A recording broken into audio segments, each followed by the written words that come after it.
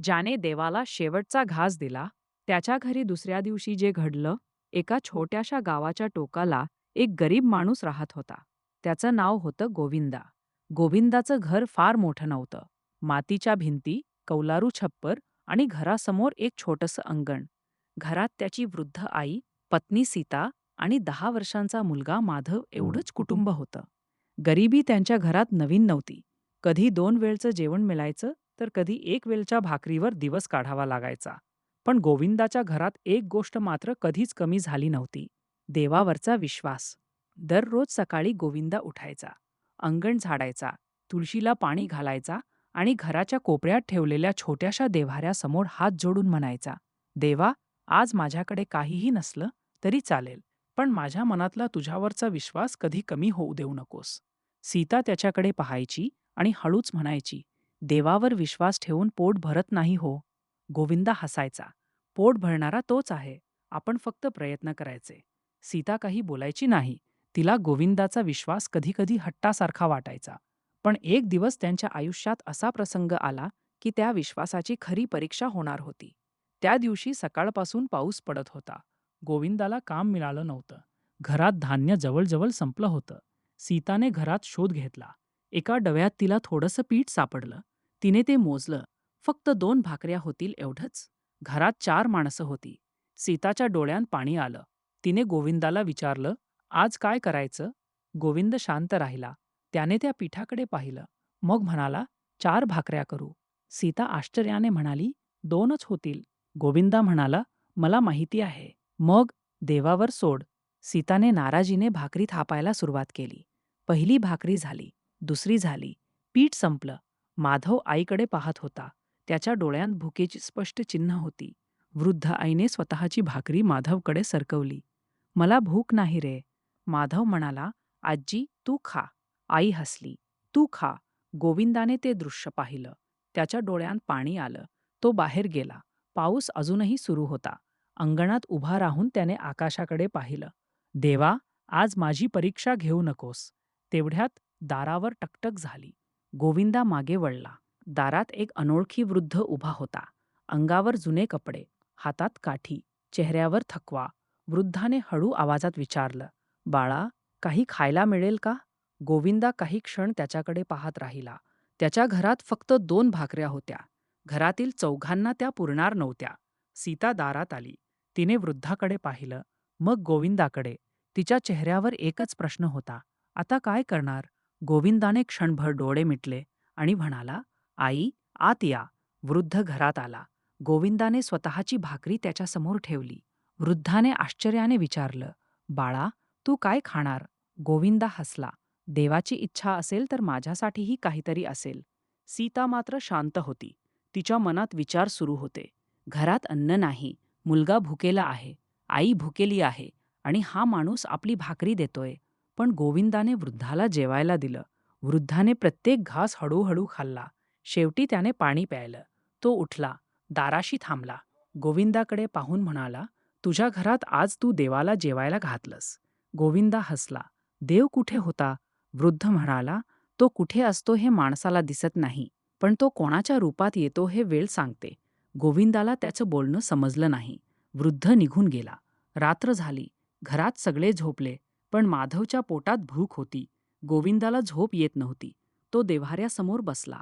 हात जोडून म्हणाला, देवा, आज मी तुला काही मागणार नाही. फक्त माझ्या मुलाच्या डोक्यावर तुझा हात ठेव. तेवढ्यात बाहेरून आवाज आला, गोविंदा. गोविंदा दचकला. दार उघडलं. गावातील सावकार उभा होता. त्याच्या हातात एक जुनी पिशवी होती. सावकार म्हणाला, हे घे. गोविंदा म्हणाला, काय आहे? धान्य. गोविंदा आश्चर्याने पाहू लागला. पण का? सावकार म्हणाला, आज बाजारातून परतताना मला एक वृद्ध माणूस भेटला. त्याने मला सांगितलं की गावाच्या टोकाला एक गरीब माणूस आहे. त्याच्या घरात धान्य नाही. हे त्याला दे. गोविंदाच्या अंगावर काटा आला. त्याने विचारलं, तो वृद्ध कसा दिसत होता? सावकारने वर्णन केलं. गोविंदाला लगेच समजलं, तोच वृद्ध. गोविंदा धावत देव्हाऱ्याकडे गेला. त्याच्या डोळ्यांत अश्रू होते. तो म्हणाला, देवा, पण गोष्ट इथे संपली नाही. खरा चमत्कार तर दुसऱ्या दिवशी सकाळी घडणार होता. सकाळी माधव उठला. तो अंगणात गेला. आणि अचानक त्याला जमिनीवर काहीतरी चमकत असल्याचं दिसलं. त्याने ते उचललं. ते एक जुनं सोन्याचं नाणं होतं. माधव धावत वडिलांकडे गेला. "बाबा, हे बघा." गोविंदाने नाणं हातात घेतलं. तो थक्क झाला. पण त्याने ते नाणं विकण्याऐवजी गावातील मंदिरात नेलं. मंदिराच्या पुजाऱ्याने नाणं पाहिलं. तो काही क्षण शांत राहिला. मग म्हणाला, "गोविंदा, हे साधं नाणं नाही." "मग?" पुजारी म्हणाला, "अनेक वर्षांपूर्वी या गावात एक मोठा भक्त राहत होता. त्याने मंदिरासाठी काही सोन्याची नाणी दान केली होती. पण त्यातील काही नाणी हरवली होती." गोविंदा म्हणाला, "मग हे?" पुजारीने नाण्यावरील चिन्ह पाहिलं. त्याच्या डोळ्यांत आश्चर्य होतं. "हे मंदिराचंच आहे." गोविंदाने नाणं पुजाऱ्याला परत दिलं. "माझं नाही." पुजारी म्हणाला, "तू हे ठेवलंस तरी कोणी तुला दोष देणार नाही." गोविंदा हसला. "देवाने मला भाकरी मागितली होती, सोनं नाही." हे ऐकून पुजारीच्या डोळ्यांतही पाणी आलं. त्या दिवशी मंदिरात एक निर्णय झाला. गावकऱ्यांनी गोविंदाच्या कुटुंबासाठी धान्य जमा केलं. कोणीतरी कपडे दिले, कोणीतरी काम दिलं, कोणीतरी घराची दुरुस्ती केली. पण गोविंदा मात्र एकच म्हणत राहिला, "हे माझं पुण्य नाही, त्या वृद्धाला दिलेल्या एका घासाचं फळ आहे." काही दिवसांनी गावात पुन्हा तोच वृद्ध दिसला. गोविंदा त्याच्या मागे धावला. "बाबा!" वृद्ध थांबला. गोविंदा त्याच्या पाया पडला. "तुम्ही कोण आहात?" वृद्ध हसला. "मी कोण आहे हे जाणून तुला काय मिळणार?" गोविंदा म्हणाला, "माझ्या आयुष्याचा प्रश्न सुटेल." वृद्ध म्हणाला, "नाही, तुझ्या आयुष्याचा प्रश्न त्या दिवशी सुटला जेव्हा तू स्वतःच्या भुकेपेक्षा दुसऱ्याची भूक मोठी मानलीस." गोविंदा शांत झाला. वृद्ध पुढे म्हणाला, "लक्षात ठेव, देवाला मोठ्या नैवेद्याची गरज नसते. देवाला सोन्याच्या ताटाची गरज नसते. देवाला फक्त निर्मळ मन हवं असतं." हे बोलून वृद्ध पुढे चालू लागला. गोविंदा काही अंतर त्याच्या मागे गेला. पण एका वळणावर वृद्ध दिसेनासा झाला. गोविंदा गावात परतला. त्याने ही गोष्ट पुजाऱ्याला सांगितली. पुजारीने मंदिरातील देवाच्या मूर्तीकडे पाहिलं आणि हळूच म्हणाला, "कदाचित देवाने तुला दर्शन दिलं असेल." गोविंदाच्या डोळ्यांत अश्रू आले. तो म्हणाला, "देव मला दिसला की नाही माहीत नाही, पण त्या दिवशी मला एक गोष्ट नक्की समजली. देव शोधायला मंदिरात जाण्याआधी आपल्या दारात आलेल्या भुकेल्या माणसात देव पाहायला शिकलं पाहिजे." आणि त्या दिवसापासून गोविंदाच्या घरात एक नियम झाला. घरात कितीही कमी अन्न असलं तरी पहिला घास देवासाठी आणि दुसरा घास गरजू माणसासाठी. काही वर्षांनी माधव मोठा झाला. त्याने वडिलांची ही शिकवण आयुष्यभर लक्षात ठेवली. तो शहरात गेला, मोठं काम केलं, पैसा कमावला. पण गावात परतल्यावर त्याने सर्वप्रथम एक अन्नछत्र सुरू केलं. गावातील गरीब लोकांना रोज मोफत जेवण मिळू लागलं. एक दिवस एका वृद्ध भिकाऱ्याने तिथे जेवण केलं. माधवने त्याला पाहिलं. त्याला अचानक आपल्या वडिलांची गोष्ट आठवली. तो वृद्धाकडे गेला. "बाबा, अजून काही हवं आहे का?" वृद्ध हसला आणि म्हणाला, "तुझ्या वडिलांनी मला एकदा भाकरी दिली होती." माधव थबकला. "तुम्ही?" वृद्धाने काही उत्तर दिलं नाही. तो फक्त हसला आणि निघून गेला. माधव त्याच्या मागे धावला, पण तो वृद्ध पुन्हा कुठेच दिसला नाही. माधव मंदिरात गेला. देवाच्या चरणी बसला. त्याच्या डोळ्यांतून अश्रू वाहू लागले. त्याने हात जोडले आणि म्हटलं, "देवा, आज मला समजलं. तू कधीच आमच्यापासून दूर नव्हतास. आम्हीच तुला ओळखण्यात उशीर केला."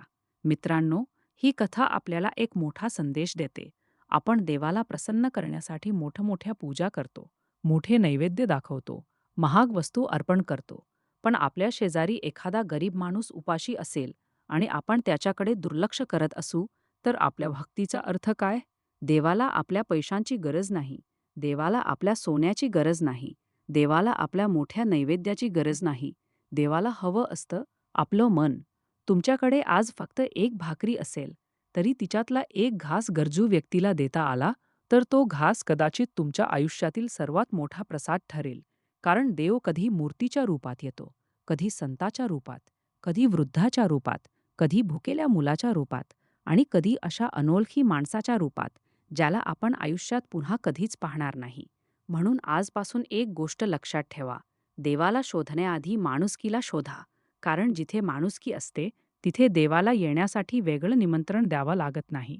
आणि कदाचित तुमच्या आयुष्यातही एखादा असा क्षण येईल, ज्या क्षणी तुम्ही एखाद्याला मदत कराल आणि काही दिवसांनी मागे वळून पाहाल, तेव्हा तुम्हाला जाणवेल, त्या दिवशी मी त्याला मदत केली नव्हती. देवानेच माझ्या हातून माझी परीक्षा घेतली होती.